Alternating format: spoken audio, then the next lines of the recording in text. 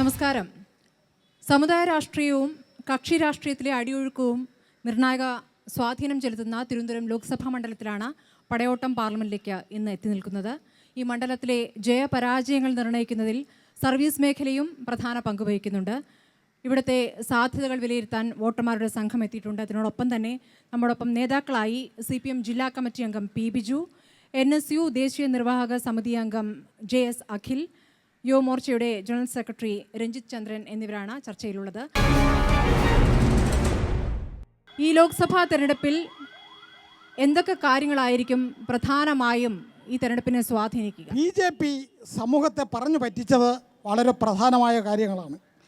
ഒരു വർഷം 2 കോടി ജനങ്ങൾക്ക് 2 കോടി തൊഴിലില്ലാത്തവർക്ക് യുവജനങ്ങൾക്ക് തൊഴിൽ കൊടുക്കാമെന്ന് പറഞ്ഞ് തൊഴിൽ കൊടുത്തില്ല, മറിച്ച് തൊഴിൽ നഷ്ടപ്പെടുന്ന അവസ്ഥയാണ് ഉണ്ടായത്. ഇന്ത്യൻ പണം നിക്ഷേപിച്ചത് ഇവിടെ കൊണ്ടുവന്ന് ഓരോ ഇന്ത്യക്കാരൻ്റെയും അക്കൗണ്ടിൽ 15 ലക്ഷം രൂപ ഇടാമെന്ന് പറഞ്ഞ് അതും ഒരു പൈസ പോലും കൊണ്ടുവന്നില്ല, പറ്റിക്കുകയായിരുന്നു. രണ്ടാമത് ഇന്ത്യയുടെ ബാങ്കുകളിലെ പണം തന്നെ ലോൺ എടുത്തുകൊണ്ട് നീരാമോദിയെ പോലെയുള്ളവർ ഈ രാജ്യത്തുനിന്ന് സ്ഥലം വിട്ടു. ഇവരൊക്കെ തിരിച്ചു കൊണ്ടുവന്ന് ശിക്ഷിക്കുമെന്നും ഇവരെ തിരിച്ചു കൊണ്ടുവരുമെന്നും വീമ്പിളക്കി ഒരാളെപ്പോലും തിരിച്ചു കൊണ്ടുവരുന്നത് കണ്ടിട്ടില്ല. മറിച്ച് ഭരണ നേട്ടമായി കണ്ടതൊക്കെ എന്താണ്? പശുവിൻ്റെ പേരിൽ ആളുകളെ അടിച്ചു കൊല്ലുന്നതും, ക്ഷേത്രത്തിൽ കയറിയതിൻ്റെ പേരിൽ ജനങ്ങളെ ദളിതരെ തല്ലിക്കൊല്ലുന്നതും, ആൾക്കൂട്ട കൊലകളുമൊക്കെ സംഭവിച്ചത് ഇവിടെ ജനം കണ്ടുകൊണ്ടിരിക്കുകയാണ്. ഇതൊക്കെ ഇവിടെ കൃത്യമായി നമ്മളെ ഈ ഇലക്ഷനിൽ സ്വാധീനിക്കുമെന്നുള്ളത് വസ്തുനിഷ്ഠമാണ്. 2,41,911 കോടി രൂപ കാർഷിക ഈ ബാങ്കുകളിൽ നിന്നും എഴുതിത്തള്ളി. ആ പൈസ പോരാ ഇവിടുത്തെ പാവപ്പെട്ട കർഷകന് ഈ 5,650 പേര് മരിച്ച ആ കർഷകർക്ക് ചെറിയ ലോണുകൾ കൊടുത്തും അവരുടെ കടങ്ങൾ എഴുതിത്തള്ളാനും ഈ പൈസ പോരെന്നാണ് ഞാൻ ചോദിക്കുന്നത്. പിന്നെ ഇവിടെ നോട്ട് നിരോധനം വന്ന് ഈ നോട്ട് നിരോധനം വന്നപ്പോൾ 99% നോട്ടും മാറിയെന്നാണ് അവർ പറയുന്നത്. കറക്റ്റാണ്. കാരണം ഈ നോട്ട് നിരോധനം വന്നപ്പം ഈ നോട്ടുകളെല്ലാം വാങ്ങിയ നോട്ടുകളെല്ലാം ചാക്കിൽ കെട്ടിവെച്ച് ഈ പൈസ എടുത്താണ് തിരിച്ച് വീണ്ടും കൊണ്ടുവന്ന് മാറുന്നത്. അപ്പം ഈ പൈസ എത്രയും 99% പൈസയും വന്നതായിട്ട് അവിടെ റെക്കോർഡ് ചെയ്തിരിക്കുന്നത്. ബാങ്കുകളിൽ നിന്ന് 50 കോടി രൂപയിൽ കൂടുതൽ എടുത്താൽ പാസ്പോർട്ട് കൊടുക്കാൻ പാടില്ലെന്നാണ്. അതിനു മുമ്പേ കേന്ദ്ര സർക്കാർ അവരെടുത്ത് പറഞ്ഞ് നിങ്ങൾ പാസ്പോർട്ട് എടുത്താളെന്ന് പറഞ്ഞു. ഗുജറാത്തിലെ വഡോദരയിലെ സസന്തേര എന്ന് പറഞ്ഞ ഒരു മരുന്ന് കമ്പനിക്കാരൻ 5000 കോടി വെട്ടിച്ചു. ലളിത് മോഡി 1000 കോടി വെട്ടിച്ചു. ഇങ്ങനെ ഈ പണങ്ങളെല്ലാം കൊള്ളയടിച്ച് ഈ അടുത്ത പ്രാവശ്യവും മോഡി വരുമെന്ന് വല്ല ഉറപ്പും ആർക്കെങ്കിലും പറയാൻ പറ്റും? ഒരിക്കലും വരില്ല. നിതിൻ ഗഡ്കരി തന്നെ പറഞ്ഞിരിക്കണം വരാൻ യാതൊരുവിധ സാധ്യതയില്ല, പ്രധാനമന്ത്രി അദ്ദേഹത്തിനെ ആക്കണമെന്നാണ്. ഇപ്പോൾ അവിടെ തന്നെ മത്സരം നടക്കുക. സ്ത്രീകളെ കൊണ്ട് 0 ബാലൻസ് അക്കൗണ്ട് തുടങ്ങി നടത്തിക്കുവാണ്, ഒന്നും കൊടുത്തില്ല. ബാങ്കുകളെല്ലാം പാപ്പരാകുന്ന സ്ഥിതിയായി. എല്ലാം കുത്തക മുതലാളിമാർക്ക് വേണ്ടി എഴുതി തള്ളുന്നതാണ്. ഇപ്പോൾ കർഷകർക്കൊന്നും യാതൊരു പ്രയോജനമില്ല. മോഡി സർക്കാർ നിലവിലുന്ന സമയത്ത് അദ്ദേഹം പുറത്ത് പോകുമ്പോൾ ഈ മുതലാളിമാരെ എല്ലാം കൊണ്ടുവന്ന് കാണിച്ച് അവിടെ ഏത് സ്ഥലം വേണോ അവർക്ക് സെറ്റിൽ ചെയ്യത്തക്ക വിധത്തിൽ നിർത്തിയിട്ട് ഈ പണവും കൊണ്ടങ്ങ് പൊയ്ക്കോളാൻ പറയുന്നു. 10,000 കോടികളാണ് ഓരോരുത്തർക്കും എഴുതി കൊടുക്കാൻ വേണ്ടി ഇവിടെ കോർപ്പറേറ്റുകളെ വളർത്തിയെടുത്തത്. എന്നിട്ട് ഈ പണം മുഴുവൻ കോർപ്പറേറ്റുകളെ 5-6 പേരെ വളർത്തിയാൽ ഇന്ത്യ രാജ്യം രക്ഷപ്പെടുവോ? ലക്ഷക്കണക്കിന് കർഷകർ ഇന്ന് അവരുടെ ആദ്യത്തെ ഗഡുവായിട്ടുള്ള 2,000 രൂപ വാങ്ങാൻ പോലും ഈ സംസ്ഥാനം ഭരിക്കുന്ന സർക്കാർ അനുവദിക്കാതെ പാവങ്ങൾക്ക് കിട്ടേണ്ട ആനുകൂല്യം, കേന്ദ്ര സർക്കാർ നടപ്പിലാക്കുന്ന ആനുകൂല്യങ്ങൾ സംസ്ഥാന സർക്കാർ പല പേരുകളിലേക്ക് മാറ്റി തിരിച്ച് അവരുടേതാക്കി മാറ്റി, എന്നിട്ട് പോലും സാധാരണക്കാർക്ക് കിട്ടാൻ സാധിക്കാത്ത തരത്തിലേക്ക് അതിനെ അട്ടിമറിക്കുകയാണ്. നിരവധി പദ്ധതികളാണ്. ഒന്നും വേണ്ട, നമ്മുടെ സാധാരണക്കാരന് 5 ലക്ഷം രൂപയുടെ ഇൻഷുറൻസിൻ്റെ പദ്ധതി ഇവിടെ അതിൻ്റെ പേപ്പേഴ്സ് തയ്യാറാക്കാത്തത് കൊണ്ട് തന്നെ 2011 VPL ലിസ്റ്റിൽ കേന്ദ്ര സർക്കാർ നേരിട്ട് പോസ്റ്റ് ഓഫീസുകളിൽ അയച്ചിരിക്കുന്നു. അവിടെ ചെല്ലുമ്പോൾ ഇവിടുത്തെ യൂണിയനുകൾ CITയും INTUസിൻ്റെയും യൂണിയൻ നേതാക്കന്മാർ അവിടെ ഇരുന്നു കൊണ്ട് ജനങ്ങളെ വിരട്ടി വിടുകയാണ്. കേരളത്തിൽ മുഴുവൻ രാഷ്ട്രീയവൽക്കരിച്ചുകൊണ്ട്, യൂണിയനുകൾ വൽക്കരിച്ചുകൊണ്ട് ഇവിടുത്തെ ഉദ്യോഗസ്ഥ മേധാവികൾ കേന്ദ്ര സർക്കാരിൻ്റെ പദ്ധതികൾ അട്ടിമറിച്ചുകൊണ്ടിരിക്കുകയാണ്. അതുകൊണ്ട് ഈ തെരഞ്ഞെടുപ്പിൽ നരേന്ദ്രമോദിയുടെ വികസന നേട്ടങ്ങളും ഈ രാജ്യത്തെ എല്ലാ രാജ്യങ്ങൾക്ക് മുന്നിൽ ഉയർന്നു നിൽക്കുന്ന, തലയെടുപ്പിച്ച് നിൽക്കുന്ന, ഇന്ത്യയുടെ ആത്മാഭിമാനം ഉയർത്തിയ നരേന്ദ്രമോദി എന്ന് പറയുന്ന ഇന്ത്യയ്ക്ക് ആകമാനമുള്ള പ്രധാനമന്ത്രി വീണ്ടും അധികാരത്തിൽ വരുമെന്നുള്ള കാര്യത്തിൽ ഈ രാജ്യത്തെ ജനങ്ങൾക്ക് സംശയമില്ല. തുച്ഛമായി ഈ 3 മാസത്തിനകത്ത് ഈ പദ്ധതികൾ ആവിഷ്കരിക്കേണ്ട ഉദ്ദേശം എന്താണ്? ഇത്രയും ജനങ്ങളെ തീരെ പറ്റിക്കുന്ന രീതിയിലുള്ള ഈ 4.5 വർഷം കാത്തിരുന്നിട്ട് ഈ നിസ്സാരം 3 മാസം ബാക്കിയിരിക്കെ ഈ പദ്ധതികൾ കൊണ്ട് ജനങ്ങളെ സ്വാധീനിക്കാമെന്ന് കരുതണ്ട, അത് നടക്കില്ല. അത് അദ്ദേഹം ദൂർത്തിൻ്റെ മൂർധന്യാവസ്ഥയിലാണ്. 3000 കോടി ചിലവാക്കി ഒരു പ്രതിമ ഗുജറാത്തിൽ സ്ഥാപിച്ചു. ഇത് ആർക്ക് വേണ്ടി? ഈ പൈസ എടുത്ത് സാധാരണക്കാരൻ്റെ നന്മയ്ക്ക് വേണ്ടി ചേരുന്നെങ്കിൽ അതിൽ ഉപകാരമായിരുന്നു. ഭാരതത്തിൻ്റെ സാമ്പത്തിക വ്യവസ്ഥയും ഭാരതം ലോകത്ത് 10ാം സ്ഥാനത്താണ് നിന്നിരുന്നതെങ്കിൽ ഇന്ന് 5ാം സ്ഥാനത്ത് വരെ എത്തി നിൽക്കുകയാണ്.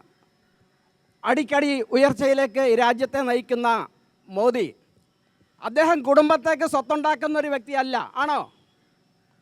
അദ്ദേഹത്തിന് കുടുംബത്തെ എന്തെങ്കിലും നേടിയെടുക്കാനുണ്ടോ? നിങ്ങൾ കേട്ടിട്ടുണ്ടോ? അദ്ദേഹത്തിന് ഒരു പൈസ അഴിമതി ഉണ്ടോ? അദ്ദേഹത്തിന് മന്ത്രിസഭയില് ആരാണ്? അതെ, ഇന്ത്യയുടെ അദ്ദേഹത്തിന്റെ സ്വന്തക്കാർ എന്ന് പറയുന്നത് കോർപ്പറേറ്റുകളാണ് എന്നാണ് അവർ പറയുന്നത്. വികസന രാഷ്ട്രീയവും രണ്ടാമതായി കേരളത്തിൽ പിണറായി സർക്കാർ ഇവിടുത്തെ സംസ്കാരത്തെ തച്ചുടയ്ക്കുന്ന രീതിയിൽ, ശബരിമലയെ തകർക്കുന്ന രീതിയിൽ എടുത്ത സമീപനവും തീർച്ചയായും 2ാം സ്ഥാനത്ത് വരും. ശരി. രാജ്യത്ത് ധാരാളം തെരഞ്ഞെടുപ്പ് നടന്നപ്പോൾ കോൺഗ്രസ് പിന്നോക്കം പോയിട്ടുണ്ട്. പക്ഷേ വളരെ ശക്തിയോടുകൂടി കോൺഗ്രസ് മുന്നോട്ട് വന്നിട്ടുമുണ്ട്. അതിൻ്റെ ഏറ്റവും വലിയ ഉദാഹരണമാണ് ഹിന്ദി ഹൃദയഭൂമിയായ രാജസ്ഥാനിലും മധ്യപ്രദേശിലും ഛത്തീസ്ഗഡിലും നടന്ന തെരഞ്ഞെടുപ്പ് വിജയം. എൻ്റെ ചോദ്യം, ബംഗാളിലും ത്രിപുരയിലും കമ്മ്യൂണിസ്റ്റ് പാർട്ടി പിന്നോട്ട് പോയതിനു ശേഷം ഇലക്ഷനിൽ മത്സരിക്കാൻ പോലും ആളില്ലാതെ കാട്ടിലൊളിക്കുന്നു.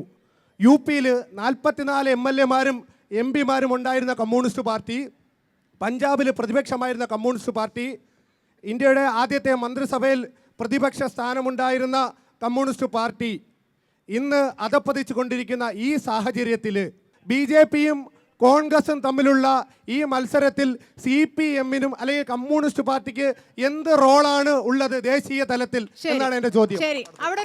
ഇന്ത്യ ഒരു കാർഷിക രാജ്യമാണ്. എൻ്റെ സുഹൃത്ത് നേരത്തെ സൂചിപ്പിച്ചത് ഈ ഇപ്പോഴ് 2000 രൂപ, അതായത് ഇന്ത്യയിലെ പാവപ്പെട്ട ദരിദ്രരായ കർഷകരിൽ നിന്ന് അവരെ പിച്ചച്ചട്ടിയിൽ നിന്ന് ഊറ്റിയെടുത്തതിന് ശേഷം 6000-ഓളം പേര് ഈ 4 വർഷത്തിനിടയിൽ കർഷകർ മരിച്ചു, കടക്കണിയിൽ മരിച്ചു. എന്നിട്ട് അവസാനം തെരഞ്ഞെടുപ്പിന് 1 മാസം ഉള്ളപ്പോൾ പിച്ചച്ചട്ടിയിൽ നിന്ന് കവർന്നെടുത്തിട്ട് 2000 രൂപ കൊടുക്കുമ്പോൾ മോദി ഇതുവരെ ചെയ്ത കാര്യങ്ങളെല്ലാം കർഷകർ മറക്കുമെന്നും ഈ 2000 രൂപ കൊണ്ട് മോദി വിചാരിച്ച കാര്യം നടക്കുമെന്നുള്ള ആ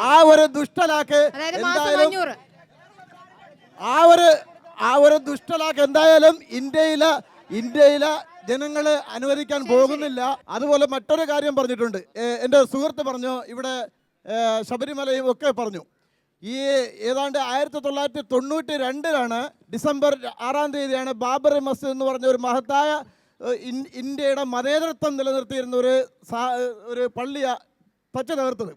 അതിനുശേഷം ഏതാണ്ട് 27 വർഷമായിട്ടും ഇതിനിടയിൽ പലവട്ടം വാജ്പേയി മുതലുള്ള പ്രധാനമന്ത്രിമാർ ഇന്ത്യയുടെ അധികാരത്തിൽ വരികയുണ്ടായി. എന്നിട്ട് അന്നൊന്നും ബാബറി മസ്ജിദ് ഇരുന്ന സ്ഥലത്ത് രാമജന്മഭൂമി എന്ന് പറയുന്ന ക്ഷേത്രം പണിയുന്നതിന് വേണ്ടി തയ്യാറാകാതെ അവസാന നിമിഷം തെരഞ്ഞെടുപ്പ് ഏപ്രിൽ 10-ാം തീയതിയോടുകൂടി തെരഞ്ഞെടുപ്പ് നടക്കാൻ പോകുമ്പോൾ മാർച്ചിൽ രാമജന്മഭൂമി ക്ഷേത്രം പണിയുമെന്ന് പറയുന്നത് ആരെ പറ്റിക്കാനാണ്? കോൺഗ്രസിൻ്റെ പ്രതിനിധിയാണെന്ന് തോന്നുന്നു. അദ്ദേഹം അവിടെ നിന്ന് ചോദിച്ച ചോദ്യമാണ്, 15 ലക്ഷം രൂപ അക്കൗണ്ടിലെത്തിക്കും എന്ന് പറഞ്ഞിട്ട് ബഹുമാന്യനായിട്ടുള്ള നമ്മുടെ പ്രധാനമന്ത്രി എന്തുകൊണ്ടത് എത്തിച്ചില്ല? തീർച്ചയായിട്ടും 15 ലക്ഷം രൂപ അക്കൗണ്ടിലെത്തിക്കും എന്നല്ല അദ്ദേഹം പറഞ്ഞത്. 15 ലക്ഷം രൂപ ഈ നാട്ടിൽ 15 ലക്ഷം രൂപ വിവിധങ്ങളായിട്ടുള്ള വികസന പ്രവർത്തനങ്ങളിലൂടെ ഇന്ത്യ മഹാരാജ്യത്തിലെ 138 കോടി ജനങ്ങളിലും അത് എത്തിക്കും എന്നാണ് ബഹുമാന്യനായിട്ടുള്ള പ്രധാനമന്ത്രി പറഞ്ഞത്. അതിൻ്റെ ഏറ്റവും വലിയ ഉദാഹരണമാണ് നിങ്ങളുടെ സർക്കാർ ഭരിച്ചല്ലോ. 2009 മുതൽ 2014 വരെ നിങ്ങളുടെ സർക്കാർ ഭരിച്ചു. കേരളത്തിന് കൊടുത്ത വിഹിതം 45,393 കോടി. കഴിഞ്ഞ ഈ 2014 മുതൽ 2019 വരെ കേരളത്തിന് കൊടുത്ത വിഹിതം 4 ഇരട്ടിയാണ് പ്രിയ സുഹൃത്തെ, 4 ഇരട്ടി. ഏതാണ്ട് 1,98,000 കോടി, 1.98 ലക്ഷം കോടി രൂപയാണ് നിങ്ങളുടെ 8 മന്ത്രിമാർ ഇവിടെ ഉണ്ടായിരുന്നു. നിങ്ങളുടെ ശശി തരൂരടക്കമുള്ള 8 മന്ത്രിമാർ ഇവിടെ ഉണ്ടായിരുന്ന സമയത്ത് ഇവിടെ കൊടുത്ത വിഹിതത്തിൻ്റെ 4 ഇരട്ടി തുകയാണ് ഇവിടുത്തെ BJP സർക്കാർ ഇവിടെ കൊടുത്തത്. ഇവിടെ നമ്മൾ ഏതാണ്ട് 35 വർഷക്കാലത്തെ പ്രയത്നഫലം ഇവിടെ ഉണ്ടായല്ലോ. ഒരു കഴക്കൂട്ടം കാരോട് ബൈപ്പാസ് ഇവിടെ യാഥാർത്ഥ്യമാവാൻ വേണ്ടി ആര് വന്നപ്പോഴാണ് പ്രിയ സുഹൃത്തെ കഴക്കൂട്ടം കാരോട് ബൈപ്പാസ് ഇവിടെ യാഥാർത്ഥ്യമായത്? 844 കോടി രൂപ കഴിഞ്ഞ 35 വർഷമായിട്ട് ഇവിടെ യാഥാർത്ഥ്യമാവാത്ത ഈ കഴക്കൂട്ടം കാരോട് ബൈപ്പാസ് യാഥാർത്ഥ്യമാക്കിയത് ബഹുമാന്യനായിട്ടുള്ള നിതിൻ ഗഡ്കരിയാണ്. അതുപോലെ 35 വർഷക്കാലം ഇവിടെ ഭൂമിയിലാണ്ട് കടന്ന അറബിക്കടലിൽ താന്നുപോയ വിഴിഞ്ഞം തുറമുഖം പൊക്കിയെടുത്തത് BJPയുടെ ഗവൺമെന്റാണ് പ്രിയ സുഹൃത്തെ. 786 കോടി രൂപ വയബിലിറ്റി ഗ്യാപ്പ് ഫണ്ട് അനുവദിച്ചുകൊണ്ട് ബഹുമാന്യനായിട്ടുള്ള നിയമം MLA നിങ്ങൾ അസ്വസ്ഥരാവണ്ട, നിങ്ങൾക്ക് ചോദിക്കാം, നിങ്ങൾക്ക് ചോദിക്കാം, എന്ത് വേണോ നിങ്ങൾക്ക് ചോദിക്കാം, ഞാൻ മറുപടി പറയാം. അതെ അതെ, പറഞ്ഞ ശേഷം സംസാരിക്കാം. ഇവിടെ വിഴിഞ്ഞം തുറമുഖം യാഥാർത്ഥ്യമാക്കിയത് BJPയുടെ ഗവൺമെന്റ് വന്നപ്പോഴാണ്. 786 കോടി വയബിലിറ്റി ഗ്യാപ്പ് ഫണ്ട് അനുവദിച്ചത് BJPയുടെ ഗവൺമെന്റാണ്. നേരത്തെ ബഹുമാന്യപ്പെട്ട നമ്മുടെ ഈ മുതിർന്ന സഹപ്രവർത്തക ചോദിച്ചു, ഇവിടെ യുവാക്കൾക്കുള്ള തൊഴിലവസരത്തിനെ കുറിച്ചാണ് ചോദിച്ചത്. നിങ്ങൾ ഒരു കാര്യം മനസ്സിലാക്കണം, 28,000 കോടി രൂപയുടെ വായ്പയാണ് മുദ്രാ വായ്പ പ്രകാരം ഇവിടെ അനുവദിച്ചത്. കേരളത്തിലേക്ക് വേണ്ടി അനുവദിച്ചത് 28,000 കോടി രൂപയാണ്. 15 കോടി 83 ലക്ഷം രൂപയ്ക്കാണ് ഇവിടെ മുദ്രാ വായ്പകൾ അനുവദിച്ചത്. കഴിഞ്ഞ 45 വർഷത്തിനിടയിലെ ഏറ്റവും രൂക്ഷമായ തൊഴിൽക്ഷാമമാണ് രാജ്യം നേരിടുന്നത്. ഒരിക്കലുമില്ല. സർക്കാർ തന്നെ നിയോഗിച്ച സമിതി കണ്ടെത്തിയതാണ്. ഔദ്യോഗികമായിട്ടുള്ള സർക്കാർ സംവിധാനത്തിലായിരിക്കും ചിലപ്പോൾ അങ്ങനെ ഒരു രേഖ പുറത്തു വന്നത്. പക്ഷേ ഇന്ത്യ ഇന്ന് ലോകത്തിലെ 2ാമത്തെ മൊബൈൽ ഉപഭോക്താവാണ്. ഈ സർക്കാർ വന്നതിന് ശേഷം 700 അല്ല മൊബൈൽ നിർമ്മാതാവാണ്. സോറി മൊബൈൽ നിർമ്മാതാവാണ്. 2014 നരേന്ദ്രമോദി പറഞ്ഞു പറ്റിച്ച ചില കാര്യങ്ങളുണ്ട്. ആ പറഞ്ഞ കാര്യങ്ങൾ എന്ത് നടപ്പിലാക്കി എന്ന് ഒന്നുപോലും പറയാൻ അവർക്ക് സാധിക്കുന്നില്ല. അത് യുവാക്കൾക്ക് തൊഴിൽ കൊടുക്കുന്ന സംഭവമായിക്കോട്ടെ, കർഷകർക്ക് വേണ്ടി സ്വാമിനാഥൻ കമ്മീഷൻ റിപ്പോർട്ടായിക്കോട്ടെ, കള്ളപ്പണം തിരിച്ചു കൊണ്ടുവരുമെന്ന് പറഞ്ഞ കാര്യങ്ങളായിക്കോട്ടെ, പെട്രോളിൻ്റെ ഡീസലിൻ്റെ വില കുറയ്ക്കുമെന്ന്. പെട്രോളിൻ്റെ ഡീസലിന് ഇപ്പോൾ 20 രൂപയാണ് ടാക്സ്, 20 രൂപയാണ് എക്സൈസ് ഡ്യൂട്ടി വാങ്ങിച്ചുകൊണ്ടിരിക്കുന്നത്. സബ്സിഡികൾ കോൺഗ്രസ് സബ്സിഡികൾ വെട്ടിക്കുറച്ചു. കോൺഗ്രസ് ഇന്ത്യയെ പാവപ്പെട്ടവരുടെ ഇന്ത്യയും പണക്കാരുടെ ഇന്ത്യയുമായി മാറ്റി. കോൺഗ്രസ് അഴിമതി നടത്തി. ഇതിനെതിരെയാണ് കഴിഞ്ഞ തെരഞ്ഞെടുപ്പിൽ രാജ്യത്തെ ജനങ്ങൾ വിലയിരുത്തിയത്. അതിൻ്റെ ഗുണഭോക്താക്കളാണ് യഥാർത്ഥത്തിൽ നരേന്ദ്രമോദിയും BJPയുമായി മാറിയത്. മറ്റൊന്ന് പറയുന്നത് ഇടതുപക്ഷം ശക്തിപ്പെട്ടാൽ എന്ത് കാര്യമെന്നാണ്. ഇന്ത്യയിൽ 404 MPമാർ കോൺഗ്രസ്സിനുണ്ടായിരുന്നു, ഇപ്പോൾ 44ആണ്. കോൺഗ്രസിൻ്റെ അത്ര ഇടതുപക്ഷം ക്ഷീണിച്ചിട്ടില്ല. ഇന്ത്യയിൽ ഡൽഹിയാണ് ഇന്ത്യയുടെ തലസ്ഥാനം. അവിടെ 15 വർഷം ഭരിച്ച ഷീലാ ദീക്ഷിതാണ്, ഇപ്പോൾ 0ആണ്. ത്രിപുരയിൽ ഞങ്ങൾ തോറ്റു, അത് ശരിയാണ്. പക്ഷേ കോൺഗ്രസ്സിന് കെട്ടിവെച്ച കാശ് കിട്ടിയത് ഒരു മണ്ഡലത്തിലാണ്, ഒറ്റ മണ്ഡലത്തിൽ. അപ്പോൾ കോൺഗ്രസിൻ്റെ അത്ര ഞങ്ങൾ ക്ഷീണിച്ചിട്ടില്ല. ഞങ്ങൾക്ക് ബംഗാളിൽ ചെറിയ തിരിച്ചടിയൊക്കെ വന്നിട്ടുണ്ട്. ബംഗാളും ഭരിച്ചിരുന്ന കോൺഗ്രസ്സാണ്, ത്രിപുരയും ഭരിച്ചിരുന്ന കോൺഗ്രസ്സാണ്, ഗുജറാത്തും ഭരിച്ചിരുന്ന കോൺഗ്രസ്സാണ്. കോൺഗ്രസിനും BJPക്കും എതിരായിട്ടുള്ള നിലപാടാണ് രാജ്യത്ത് നടന്ന തെരഞ്ഞെടുപ്പുകളിലെല്ലാം ഉണ്ടായിക്കൊണ്ടിരിക്കുന്നത്. എവിടെയൊക്കെ BJPയെയും കോൺഗ്രസിനെയും പരാജയപ്പെടുത്താൻ ജനങ്ങൾക്ക് അവസരമുണ്ടായിട്ടുണ്ടോ, സാധ്യതയുണ്ടായിട്ടുണ്ടോ, ആ സാധ്യതയുള്ളിടത്തെല്ലാം ഈ കഴിഞ്ഞ 5 വർഷക്കാലം നടന്ന തെരഞ്ഞെടുപ്പിൽ കോൺഗ്രസ് പരാജയപ്പെട്ടിട്ടുണ്ട്, BJP പരാജയപ്പെട്ടിട്ടുണ്ട്. മറ്റൊന്ന്, ഇവരിപ്പോൾ ചൂണ്ടിക്കാണിച്ച കാര്യങ്ങൾ സ്വാഭാവികമായും ഇവർക്ക് അത്തരം വിഷയങ്ങൾ ഉന്നയിക്കാം. ഇപ്പോൾ കേരളം പ്രളയം വന്നു, പ്രളയത്തിൽ എന്തായിരുന്നു BJP എടുത്ത നിലപാട്? എന്താണ് രാജ്യം ഭരിക്കുന്ന BJP? ഉള്ള പൈസ കൂടെ ഇങ്ങോട്ട് വരരുത്, എങ്ങനെയും പ്രയാസപ്പെടുത്തണം, ഇവിടെ രക്ഷപ്പെടിക്കരുത്. കോൺഗ്രസ് എടുത്ത നിലപാട് എന്താ? സർക്കാർ ജീവനക്കാർ സർക്കാർ സർവീസിലിരിക്കുമ്പോൾ ശമ്പളം കിട്ടും, ജീവിതകാലം മുഴുവൻ പെൻഷനും കിട്ടും. ഇവിടെ പാവപ്പെട്ടവൻ്റെ നികുതി പണമാണ് അങ്ങോട്ട് കൊടുക്കുന്നത്. അവരോട് ഒരു മാസത്തെ ശമ്പളം ഒരു 10 തവണ അത് തരരുത്. ക്യാമ്പയിനാണ്, ഒന്നും കൊടുക്കാൻ പാടില്ല. അപ്പോൾ ഇത്തരം കാര്യങ്ങളെല്ലാം ജനങ്ങൾ ചർച്ച ചെയ്യും. ശബരിമലയിൽ ഇടതുപക്ഷ ഗവൺമെൻറ് എന്താ ചെയ്തത്? സുപ്രീം കോടതി വിധിയല്ലേ. ആ സുപ്രീം കോടതി വിധി നടപ്പിലാക്കുക എന്നുള്ളത് ഒരു നാട്ടിൽ നമ്മുടെ രാജ്യത്ത് നിലനിൽക്കുന്ന നയമല്ലേ. ആ രാജ്യത്ത് നിലനിൽക്കുന്ന നയമല്ലേ. അപ്പോൾ മഹാരാഷ്ട്രയിൽ BJPക്ക് നടപ്പിലാക്കാമോ? ബിജു, വിധി നടപ്പാക്കാം, പക്ഷേ ഒരു മിനിറ്റ് അദ്ദേഹം പറയട്ടെ. ഇല്ല, ഈ നവോത്ഥാനം എന്ന പേരിൽ സാമുദായിക നേതാക്കളെ പോയി കാണുക, ചില സാമുദായിക നേതാക്കളുമായി സ്പർദ്ധയാവുക, ആ തരത്തിലുള്ള രാഷ്ട്രീയമാണോ നവോത്ഥാനം കൊണ്ട് ഉദ്ദേശിക്കുന്നത്?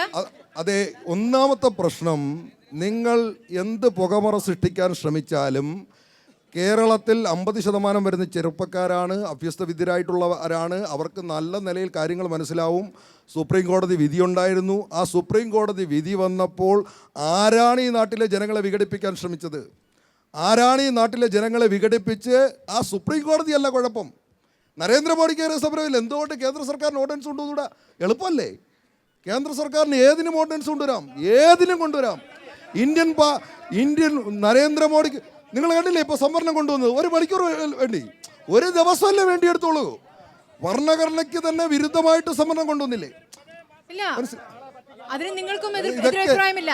എന്തോ മുന്നാക്ക സംവരണത്തിൽ നിങ്ങൾക്കും എതിരഭിപ്രായമില്ല. അല്ല, ഞാൻ പറഞ്ഞത് അത്തരം സ്പീഡായി കാര്യങ്ങൾ ചെയ്യാൻ അറിയുന്ന, വോട്ട് രാഷ്ട്രീയം നന്നായി കൈകാര്യം ചെയ്യാൻ അറിയുന്ന നരേന്ദ്രമോദി എന്തുകൊണ്ട് ഇതിൽ നിലപാട് സ്വീകരിച്ചില്ല? ഇവിടെ പ്രശ്നം എന്താണ്?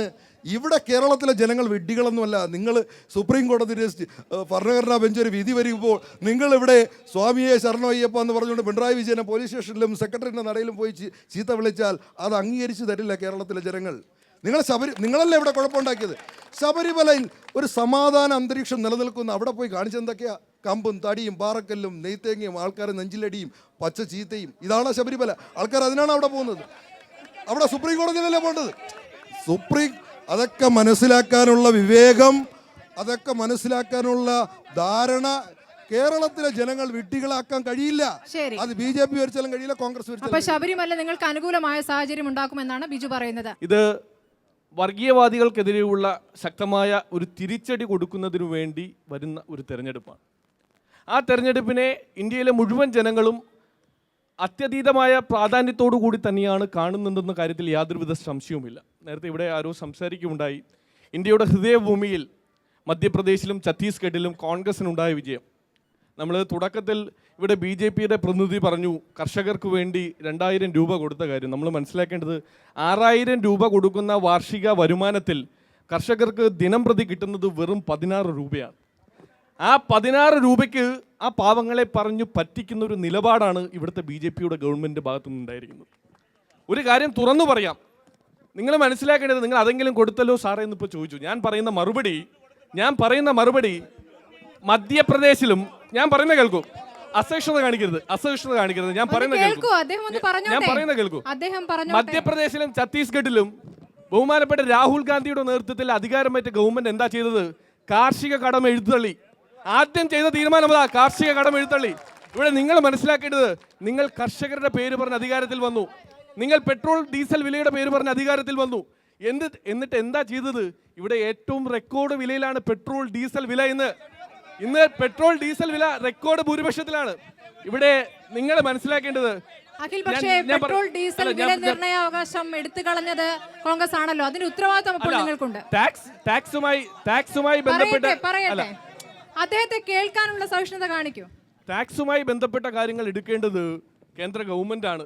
ആ നിയന്ത്രണങ്ങൾക്ക് കൃത്യമായ ഒരു അച്ചടക്കം പാലിക്കേണ്ടതും ഗവൺമെന്റിന്റെ ഉത്തരവാദിത്തമാണ്. അവിടെ വർദ്ധിച്ചു വരുന്ന വിലയെ തടഞ്ഞു നിർത്താൻ പൂർണ്ണ ഉത്തരവാദിത്തമുള്ളതും ഗവൺമെന്റ് തന്നെയാണ്. ഇവിടെ നരേന്ദ്രമോദി ഗവൺമെന്റിന്റെ കീഴിലാണ് അത്രയും യുവാക്കളെ കബളിപ്പിച്ചു എന്നുള്ളതിന്റെ തെളിവ് കേന്ദ്ര സംവിധാനത്തിന് കീഴിലുള്ള സർവേ ഡിപ്പാർട്ട്മെന്റാണ് ഇത്തരത്തിൽ അംഗീകരിക്കാൻ കഴിയാവുന്ന ഒരു സർവേ റിപ്പോർട്ട് ബലം പുറത്തുവിട്ടിരിക്കുന്നത്. അത് കേരളത്തിലെ യുവാക്കളെ പറഞ്ഞു പറ്റിച്ചത് ഈ വരുന്ന തിരഞ്ഞെടുപ്പിൽ കൃത്യമായി തന്നെ ആളുകളുടെ മുന്നിൽ ചർച്ച ചെയ്യപ്പെടും, യുവാക്കളുടെ മുന്നിൽ ചർച്ച ചെയ്യപ്പെടും. 50% വരുന്ന യുവാക്കൾ അവരുടെ മറുപടി BJP ഗവൺമെന്റിനെതിരെ കൃത്യമായി നൽകിയിരിക്കും ഈ തിരഞ്ഞെടുപ്പിൽ. അക്കാര്യത്തിൽ യാതൊരുവിധ സംശയവുമില്ല.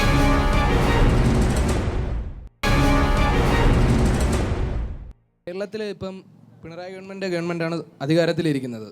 ആ ഗവൺമെൻറ് ഒരുപാട് നല്ല കാര്യങ്ങൾ ഇവിടുത്തെ യുവാക്കൾക്ക് വേണ്ടി എല്ലാവർക്കും വേണ്ടിയും ചെയ്തിട്ടുണ്ട്. BJP ഗവൺമെൻറ് എന്തെങ്കിലും ചെയ്തെന്ന് വെച്ചാൽ ഞങ്ങൾ 1 കോടി കൊടുത്തിട്ടുണ്ട്, അതിൻ്റെ കണക്ക് വെച്ച് കഴിഞ്ഞാൽ എല്ലാം കൊടുത്തിട്ടുണ്ട്, പത്രത്തിൽ വന്നിട്ടുണ്ട്. അല്ല ഗവൺമെൻറ് രേഖകൾ എന്തെങ്കിലും ഉണ്ടോ എന്ന് ചോദിച്ചാൽ ഞങ്ങളുടെ ഇല്ല. BJP ഗവൺമെൻറ് ചെയ്തിട്ടുള്ള കുറച്ച് നല്ല കാര്യങ്ങളുണ്ട്. മുദ്രാ ലോൺ, അതിലെ ഒരു ഉപഭോക്താവാണ് ഞാൻ. അത് ഞങ്ങളെപ്പോലുള്ള പലർക്കും ഞങ്ങളുടെ സംരംഭത്തിന് വേണ്ടിയിട്ട് കിട്ടിയിട്ടുമുണ്ട്.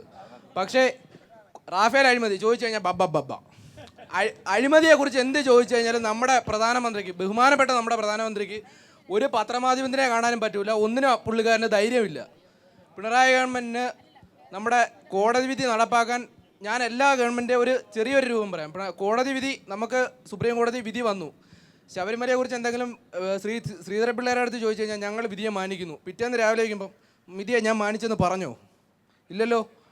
സ്വന്തമായ ഒരു നിലപാട് പോലും ഇല്ല BJPക്ക് ആ ഒരു കേസിനകത്ത്. ഭക്തരുടെ വികാരം മാനിച്ച് മാത്രമാണ് നിങ്ങൾ മാറ്റിയത്. അല്ല നിങ്ങൾ ആദ്യം പോലെ വ്യക്തമായിട്ട് നിങ്ങൾക്ക് ഒരു നിലപാടില്ല. കോൺഗ്രസ്സുകാർക്ക് സ്ഥിരമായിട്ടുള്ള BJP അനുകൂല നിലപാട്. അതിനുശേഷം എങ്ങനെയാണോ CPMകാർ ചെയ്തത്, അല്ലെങ്കിൽ LDF ഗവൺമെൻറ് ചെയ്തത്, കുറച്ചധികം പോലീസുകാരുടെയും കൂടെ ആഭിമുഖ്യത്തിൽ കുറച്ചധികം ലേഡികളെ അവിടെ കയറ്റി. ഇപ്പോൾ ഒരു അയ്യപ്പ ഭക്തരാണെന്നുണ്ടെങ്കിൽ നിങ്ങൾക്ക് എല്ലാവർക്കും ഈശ്വരവിശ്വാസമുണ്ട്. ആ വിധി എഴുതിയ ജഡ്ജ് ചെയ്തത് അയ്യപ്പൻ്റെ അത് ആണെന്ന് നിങ്ങൾക്ക് എന്താ വിശ്വസിച്ചാൽ അത് നിങ്ങൾ ചെയ്യില്ല. സ്ത്രീകൾക്കെതിരെയും കൊച്ചുകുട്ടികൾക്കെതിരെയുള്ള ലൈംഗിക അക്രമങ്ങൾ, അതിന് ഇപ്പോൾ ഈ പ്രതികൾക്ക് തക്കതായ ശിക്ഷ ലഭിക്കുന്നില്ല, ഇളവുകൾ മാത്രം ലഭിച്ചുകൊണ്ടിരിക്കുകയാണ്. അപ്പോൾ ഇത് ദിനം പ്രതി കൂടിക്കൊണ്ടിരിക്കുകയാണ്. അതിനെക്കുറിച്ച് ഇപ്പോൾ ഭരിക്കുന്ന പാർട്ടിക്ക് എന്താ പറയാനുള്ളത്? ഇവിടെ BJPയുടെ ഭരണപരിഷ്കാരങ്ങളെക്കുറിച്ചൊക്കെ വാചാലമായ ഒരുപാട് പ്രതിനിധികളുണ്ടായിരുന്നു. ഒരൊറ്റ കാര്യമാണ്, നിങ്ങൾ അധികാരത്തിൽ വന്നതിന് ശേഷം പഞ്ചനത്ര സൗകര്യങ്ങളോട് കൂടിയിട്ട് ഒരു ആസ്ഥാനം ഡൽഹിയിൽ കെട്ടിപ്പടുക്കുകയുണ്ടായി. അതിനുള്ള ഫണ്ട് എവിടെ നിന്ന് വന്നു? പിന്നെ നിങ്ങൾ കൂടെ കുറേ പരിഷ്കാരങ്ങൾ കാര്യങ്ങളൊക്കെ പറയുന്നുണ്ട്. പൊളിറ്റിക്കൽ ഫണ്ടിങ് ട്രാൻസ്പാരൻസി കൊണ്ടുവരാനുള്ള ധൈര്യം ഉണ്ടോ? 251 രൂപയ്ക്ക് ഡിജിറ്റൽ ഇന്ത്യ, മേക്ക് ഇൻ ഇന്ത്യയുടെ പദ്ധതിയുടെ പ്രകാരം 251 രൂപയ്ക്ക് നരേന്ദ്രമോദിയുടെ ഫോട്ടോയും കൊടുത്തുകൊണ്ട് ഒരു മൊബൈൽ കമ്പനിക്കാരുടെ പരസ്യം ഉണ്ടായിരുന്നു. 251 രൂപ വെച്ച് ലക്ഷക്കണക്കിന് ആളുടെ കാശും വെട്ടിച്ചുകൊണ്ട് പോയിട്ടുണ്ടായിരുന്നു. അതിനെക്കുറിച്ചും ഒന്നും കേൾക്കുന്നില്ല. നരേന്ദ്രമോദി ആർക്കുണ്ടാക്കണം? കുടുംബമില്ലാത്ത ഒരു വ്യക്തിയാണ്. ഇതിലും നല്ലത് അദ്ദേഹം കുടുംബമായിട്ട് കഴിയുന്നതാണ്. കാര്യം കംപ്ലീറ്റ് കോർപ്പറേറ്റുകൾക്കും വേണ്ടി മാത്രം ആണ് ഇന്ത്യ രാജ്യത്തിൻ്റെ തീരെഴുതിക്കൊണ്ടിരിക്കുന്നത്. അത് മാത്രമല്ല, നേരെ ടെലിഫോൺ രംഗത്ത് വൻ കുതിച്ചുകയറ്റമെന്ന് പറയുന്നു. BSNL ഇന്ന് വരെ 4G ആയിട്ടില്ല. അത് കംപ്ലീറ്റ് ജിയോയ്ക്ക് റിലയൻസിനും വേണ്ടി മാത്രമാണ്. ഇന്ന് വരെ നിങ്ങളുടെ പത്രങ്ങൾ റിപ്പോർട്ട് ചെയ്ത, മാതൃഭൂമി ചാനൽ മാത്രം റിപ്പോർട്ട് ചെയ്ത കാര്യങ്ങൾ ഇതിലുണ്ട്. ഇവിടെ ശശി തരൂർ കൊണ്ടുവന്ന വികസനവും അതുപോലെ ഉമ്മൻചാണ്ടി കൊണ്ടുവന്ന വികസനവും നിങ്ങളെ മാതൃഭൂമി പത്രത്തിൽ കൊണ്ടുവന്ന എല്ലാ റിപ്പോർട്ടുകളും ഉണ്ട്. പിന്നെ കേരളത്തിൽ കർഷകർ എത്ര ആത്മഹത്യ ചെയ്തിട്ടുണ്ട് ഇപ്പോഴും. അതേ കണക്കിന് പാവപ്പെട്ട ദളിത്തിൻ്റെ കാര്യം പറഞ്ഞു. ദളിത് മധുവിനെ ചവിട്ടിക്കൊന്ന് ആരാണ് കേരളത്തിൽ? ഗോവയിൽ ഇലക്ഷൻ കഴിഞ്ഞ് ഏറ്റവും വലിയ ഒറ്റക്കക്ഷി കോൺഗ്രസ് ആയിരുന്നു. നമ്മൾ രാത്രി കിടന്നുറങ്ങുമ്പോൾ രാഹുൽ ഗാന്ധി ഇറ്റലിയിലേക്കും സോണിയാഗാന്ധി വീട്ടിലും കിടന്നുറങ്ങി, നമ്മുടെ വീട്ടിലും കിടന്നുറങ്ങി. രാവിലെ എഴുന്നേറ്റ് നോക്കുമ്പോൾ 8 മണിക്ക് BJP അടിയന്തര യോഗം കൂടി പരീക്കറിനെ പിടിച്ച് മുഖ്യമന്ത്രിയാക്കി. എവിടെയാണ് നിങ്ങൾ തിരിച്ചു വന്നത്? ഈ കഴിഞ്ഞ 5 സംസ്ഥാന ഇലക്ഷനിൽ നിങ്ങൾക്ക് പറയാൻ പറ്റുമായിരുന്നു നിങ്ങളുടെ മുഖ്യമന്ത്രി ആരായിരുന്നു ആ സ്റ്റേറ്റിലെന്നുള്ളത്. പക്ഷേ ഇടതുപക്ഷം എന്നും തോറ്റാലും ജയിച്ചാലും ഞങ്ങളുള്ള സ്ഥലത്ത് ഞങ്ങളുടെ നേതാക്കളെ ഞങ്ങൾ ഉയർത്തി കാണിക്കാനുള്ള ധൈര്യം ഞങ്ങൾക്കുണ്ട്. രണ്ടാമത്, ഒരു സുഹൃത്ത് പറഞ്ഞു വേൾഡിൽ 5ാമത്തെ പൊസിഷനിലാണ് ഇന്ന് ഇന്ത്യ എന്ന്. വളരെ നല്ല കാര്യം. ഇന്ത്യക്കാരെന്നുള്ള രീതിയിൽ 1ാമത്തെ പൊസിഷനാവാനാണ് നമ്മൾ ആഗ്രഹിക്കുന്നത്. നിങ്ങൾ ഇനി ഭരിക്കുകയാണെങ്കിൽ 15ാമത്തെ പൊസിഷനിൽ നമ്മൾ എത്തും എന്നുള്ളതാണ് എൻ്റെ ദുഃഖസത്യം.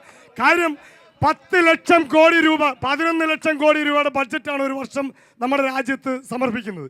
10 ലക്ഷം കോടി രൂപ പെട്രോൾ ഡീസലിന് മാത്രം വരുമാനം ഉണ്ടായിട്ട് കഴിഞ്ഞ 5 വർഷം കൊണ്ട് നിങ്ങൾ എവിടെയാണ് 5ാം സ്ഥാനത്ത് എത്തിച്ച്? ഒന്ന്. രണ്ടാമത് ജ്യേഷ്ഠൻ്റെ അനുജനാണ് BJP. ജ്യേഷ്ഠൻ്റെ അനുജനാണ് BJP. അതായത് കോൺഗ്രസ് എന്ന് പറയുന്ന രാജ്യം വിൽക്കുന്ന ജ്യേഷ്ഠൻ്റെ കോൺഗ്രസ് എന്ന് പറയുന്ന രാഷ്ട്രം വിൽക്കുന്ന ജ്യേഷ്ഠൻ്റെ അനുജനാണ് BJP. അതാണ് നിങ്ങൾ ചെയ്യുന്നത്. ഈ ജ്യേഷ്ഠനും അനുജനും ഇല്ലാതെ ആര് ഭരിക്കും രാജ്യം? ആര് ഭരിക്കുമെന്ന് അതിന് തക്കതായ രീതിയിൽ ഇവിടെ ഭരിച്ചിട്ടുണ്ടല്ലോ. ഈ ചിരിക്കുന്നവർ എന്താ ഇതിന് മുൻകാലം അറിഞ്ഞൂടെ? ഇവിടെ ഐക്യ ഗുജറാള് കോൺഗ്രസിന്റെ മുഖ്യമന്ത്രിയായിരുന്നു. പ്രധാനമന്ത്രിയായിരുന്നു. HD ദേവഗൌഡ കോൺഗ്രസിന്റെ പ്രധാനമന്ത്രിയായിരുന്നു. VP സിംഗ് കോൺഗ്രസിന്റെ പ്രധാനമന്ത്രിയായിരുന്നു. അതുപോലെ ഒരുപാട് പേര് ഭരിച്ചിട്ടുണ്ട് ഈ രാജ്യം. കോൺഗ്രസും BJP മാത്രമല്ല, ഈ രാജ്യം ഒരുപാട് പേര് ഭരിച്ചിട്ടുണ്ട്.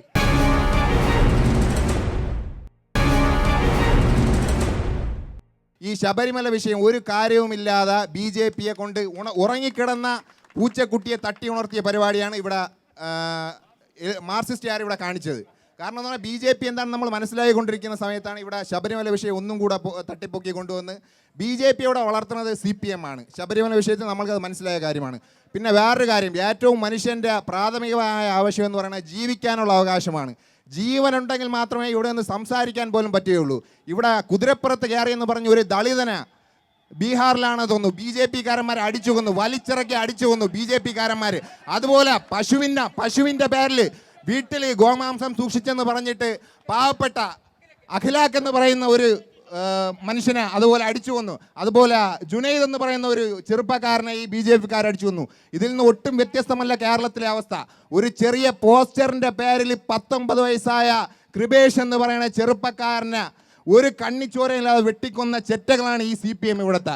ഇവർ എന്താണ് ഇവിടുത്തെ ജനങ്ങൾക്ക് പറഞ്ഞു കൊടുക്കാനുള്ളത്? ഈ അക്രമ രാഷ്ട്രീയം വളർത്തിക്കൊണ്ടിരിക്കുകയാണ്. പിണറായി വിജയൻ പറയുന്നു ഈ സമയം കൊലപാതകത്തിനുള്ള സമയം. എന്താണ് പറഞ്ഞത്? എന്ത് ചീത്തവാക്കാണ് പറയുന്നത്? ചെറ്റ എന്ന് പറയുന്നത് ഇവിടെ ഡിക്ഷണറിയിലുള്ള വാക്കാണ്. പരനാറി എന്ന് പറയുന്ന വാക്ക് ഉപയോഗിക്കാമെങ്കിൽ ചെറ്റ എന്ന് പറയുന്നത് അതിനേക്കാളും വളരെ മനോഹരമായ ഒരു വാക്കാണ്. പരനാറി എന്ന് പറയുന്ന വാക്ക് ഇവിടെ ഉപയോഗിക്കാമെങ്കിൽ അതിനേക്കാളും വളരെ മനോഹരമായ വാക്കാണ്.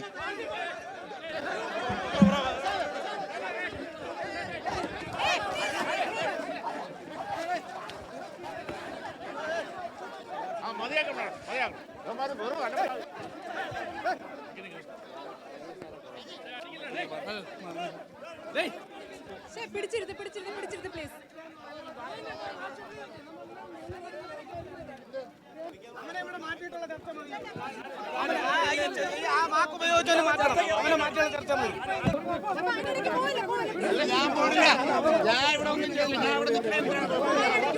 എല്ലാവരും സീറ്റിലിരിക്കണം ദയവ് ചെയ്ത്. നിങ്ങൾ എത്ര സൗഹൃദത്തോടു കൂടി തുടങ്ങിയതാണ്. പ്ലീസ് ദയവ് ഇരിക്കൂ, മിണ്ടാണ്ടിരിക്കും. ഞാൻ റിക്വസ്റ്റ് ചെയ്യണം, ഒന്ന് ഇരിക്കാനിയാ. ഇരിക്കൂ. ഒരു മിനിറ്റ്. ഞാൻ പറഞ്ഞല്ലോ, നിങ്ങൾ കേൾക്കാഞ്ഞിട്ടാ. ഞാൻ പറഞ്ഞല്ലോ ആ വാക്ക് ഉപയോഗിക്കരുതെന്ന് പറഞ്ഞു. പോയിരിക്കും. പ്ലീസ് പോയിരിക്കും. എല്ലാവരും ഒന്ന് ഇരിക്കും പ്ലീസ്. ദയവ് ചെയ്ത് സഭ്യമല്ലാത്ത വാക്കുകൾ ദയവ് ചെയ്ത് ഉപയോഗിക്കരുത്. നിങ്ങളുടെ രോഷമായിരിക്കാം, പക്ഷേ എല്ലാവർക്കും അത് ആ രീതിയിൽ എടുക്കാൻ പറ്റില്ല.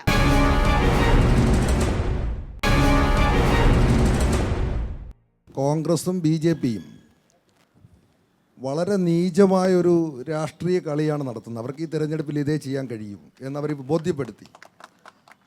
ഒന്നൊരു കൊലപാതകം നടന്നു. കൊലപാതകത്തിൻ്റെ ചരിത്രം എടുത്താൽ അത് കോൺഗ്രസും BJPയും കഴിഞ്ഞേ വേറെ ആരും വരൂ. ഞാനതിൻ്റെ ചരിത്രമൊന്നും ഇവിടെ പറയാൻ പോകുന്നില്ല. പാർട്ടി തള്ളിപ്പറഞ്ഞു, നടപടി സ്വീകരിച്ചു, എല്ലാം ചെയ്തു.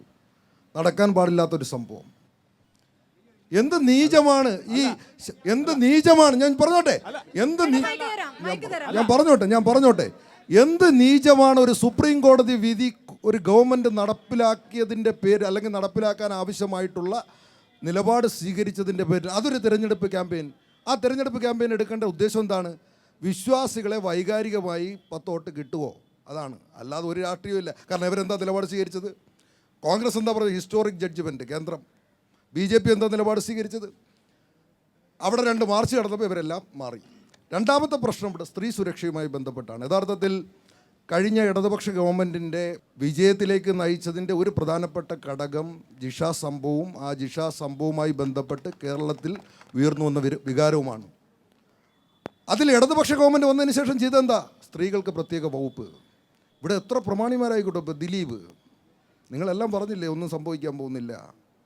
ബിഷപ്പിൻ്റെ കേസ് ഒന്നും ഈ കേരളത്തിലെ എല്ലാ മാധ്യമങ്ങളും പറഞ്ഞു ഒന്നും സംഭവിക്കാൻ പോണില്ല. അല്ല ഞാൻ നടന്നല്ലോ.